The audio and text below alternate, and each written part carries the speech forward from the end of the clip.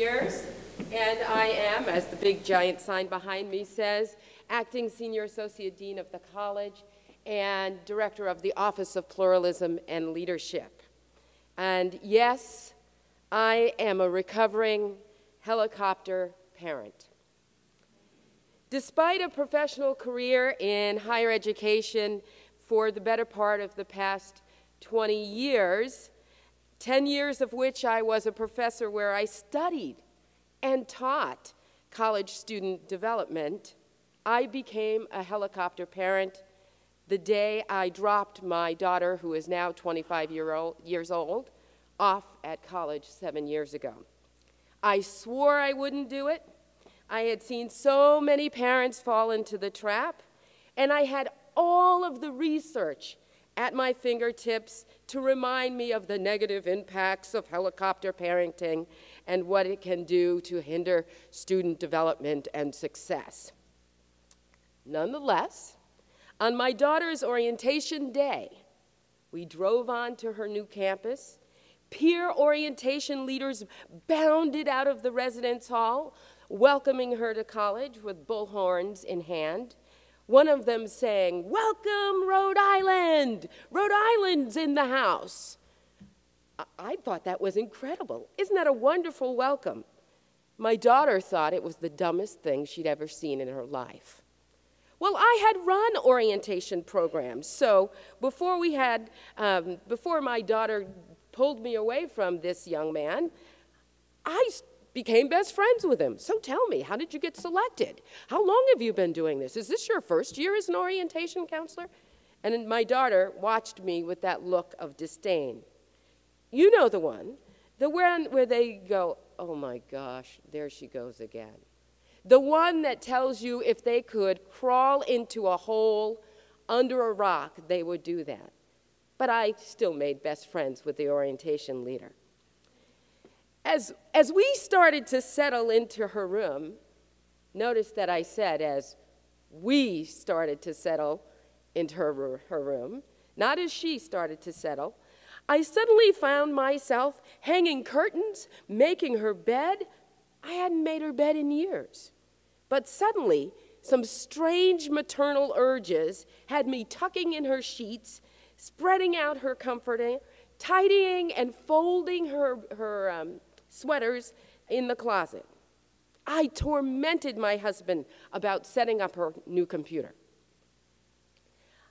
I helped my daughter organize her desk, put away her clothes. I even pointed out all of the places in the area, I had spotted them in the way in, where she could buy laundry detergent.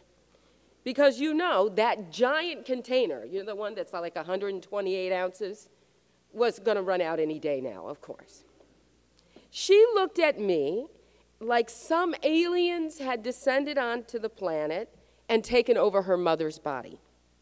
When I left my daughter at school later that day, I felt good. I had done my motherly best. I was comforted by the fact that I had done everything I could possibly do to get her settled and to help her adjust to her life at college. We drove up 95 North. My husband looked at me and said, "Are you okay?" I burst into tears. No, I mean I burst into tears. I cried all the way from the New York, Connecticut line to the Rhode Island, Connecticut line. That's a good 2 hours. In that moment, I had bounded into the full throes of becoming a helicopter parent.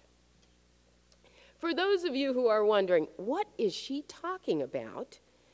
The term helicopter parent has been used a lot in the media in the past 10 years or so to describe parents who are way too involved in their child's educational experience. It implies that there's a whole generation of us who hover too much over our children.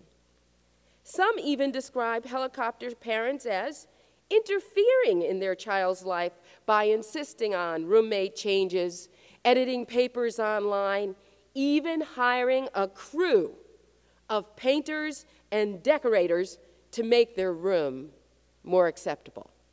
You think I'm kidding. That has actually happened on this campus. And I think our residence halls are pretty spiffy. And don't forget the incessant text messaging, emails, and cell phone calls. A survey of 9,000 students at 24 schools quantified an astonishing amount of communication between students and their families. 88% of college students reported frequent electronic contact with their mothers. 71% with their fathers. I don't know what's happening with you dads, but you got to get with the program here. On the other hand, there are many people who believe helicopter parents have received a bad rap, because the reality is some level of parental and family involvement is necessary and important for a successful transition to college and a successful college experience. In addition, frequent communication shouldn't be confused with undue interference. It's only unhealthy when it impedes maturation and development.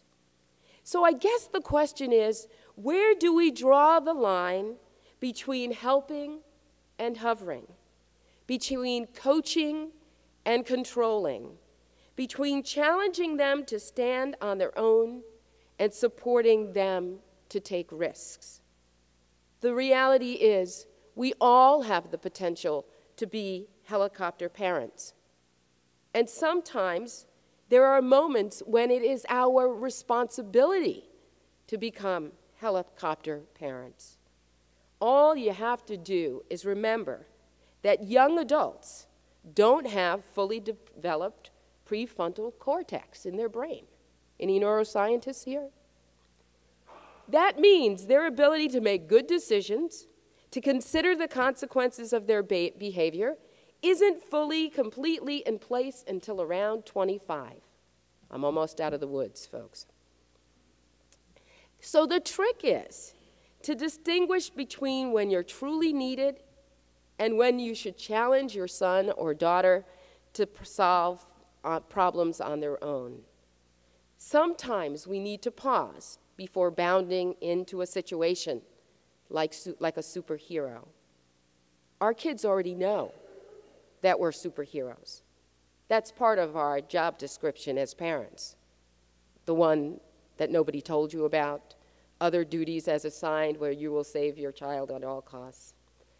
Dr. Jennifer Jones, a professor of higher education at University of Alabama, offered a list of 10 considerations for parents of college students that helps them to maintain a good, positive relationship and assure success. Give your child a voice. If your child has a college-centered question or concern, encourage him to make the call or her to make the call. Don't make the call for them. Build a problem solver.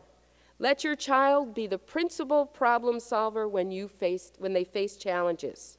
Provide guidance, but your child's growth can occur when they're negotiating through the challenges of their daily life at college. Be clear about your expectations, about when they'll call home, how they'll manage their money, and what you hope for in terms of their academic performance. No surprises is a good thing. Review money and time management skills. Place responsibility on your child to manage deadlines, to take care of business, because it prepares them for their future. Revisit those touchy conversations. What are you going to do if there's alcohol at a party? How are you going to handle a tough situation?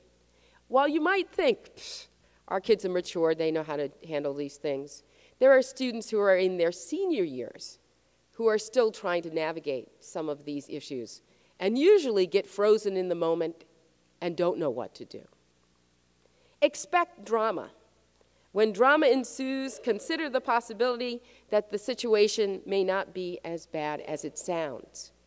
But also, trust your instincts, because you also know when something is really wrong. One educator said to me, I think when my son was in elementary school said something like, "I promise not to believe everything your child tells me about you, if you promise not to believe everything they tell you about me."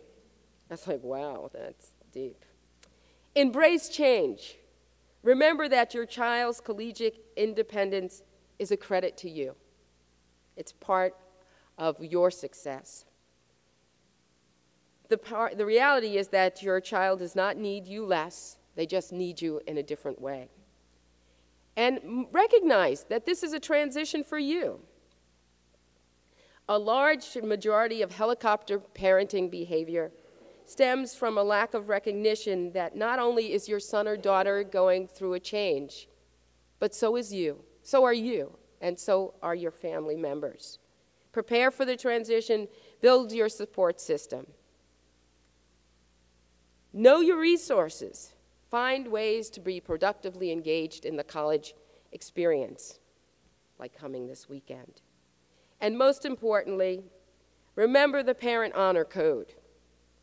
The Parent Honor Code should be a mantra for any parent of a college-age child.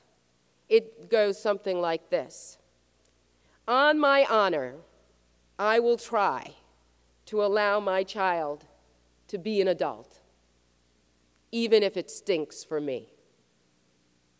My best advice is give your child two things: roots and wings. Roots are the foundation upon which they can build confidence and enthusiasm and success, and also give them the confidence to fly on their own, to make decisions on their own, and maybe sometimes to get some bumps and bruises along the way that helps them to grow, to be stronger, and to become the adult that you hope they will be. Roots and wings. So, raise your right hand. Come on. On my honor, I will try to allow my child to become an adult, even if it stinks for me. Have a good weekend. Thank you very much.